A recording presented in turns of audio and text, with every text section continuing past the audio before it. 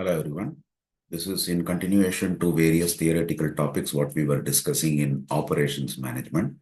The next is design thinking.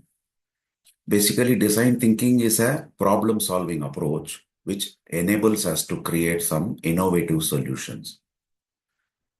It's a way of thinking that always human-centric, means it puts people at the center of the problem-solving process. So it will make us to understand the user's needs and challenging assumptions and then redefining the problems. There are 5 stages in design thinking. The first stage is empathize, understand the problem and the people affected by it. So imagine yourself in those people's perspective. Then define the problem clearly, identify the key challenges and also whatever opportunities which are available. Ideate means generating wide range of ideas, think creatively and consider all sort of possibilities. Then prototype, creating a prototype or a test version of your idea. This helps you visualize and test your solution. Finally, come to the test part, the last stage. Test your prototype with the real users, gather their feedback, and then iterate on your solution. The key principles involved in design thinking are: first one, human-centric, collaborative, experimental, and iterative. First, human-centric, we already spoke about. Whatever people's needs and experiences, we will be focusing on that. Collaborative in the sense, work with others so that you can share ideas and expertise. Experimental in the sense, test your solutions. Iterative, refine your solutions based on every time you try to improve. Refine your solution based on the feedback and the results.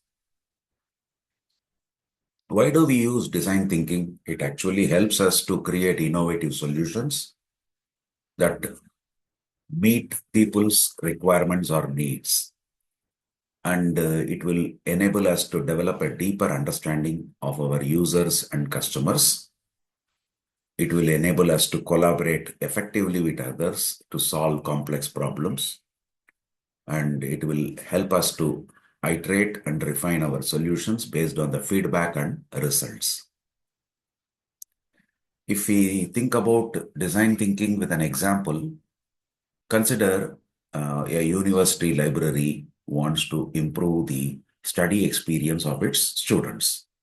First step, what they will take is empathize. So the librarians will conduct surveys and interviews with students to understand their needs and their pain areas, pain points. Then they discover that the students often struggle to find a quiet environment and a comfortable study space. So the librarians define the problem as how we create a more comfortable and a quiet study environment for students. That is the problem statement. Next comes their ideas, means the librarians brainstorm a wide range of ideas, maybe like creating a silent study floor, installing noise cancelling headphones, providing more comfortable seating options, creating a relaxation room. Like that, many ideas will be brainstormed. Then the librarians will create a prototype of a silent study room, including a comfortable seating and minimal distractions. Then they will test, means the librarians will invite the students to test the prototype and provide feedback. So the students will come to that particular place wherever the librarian invited them, and they may suggest certain ideas like adding more power outlets and also to improve the lighting. So based on all this, they could able to design based on the students' feedback and finally create a permanent silent study room.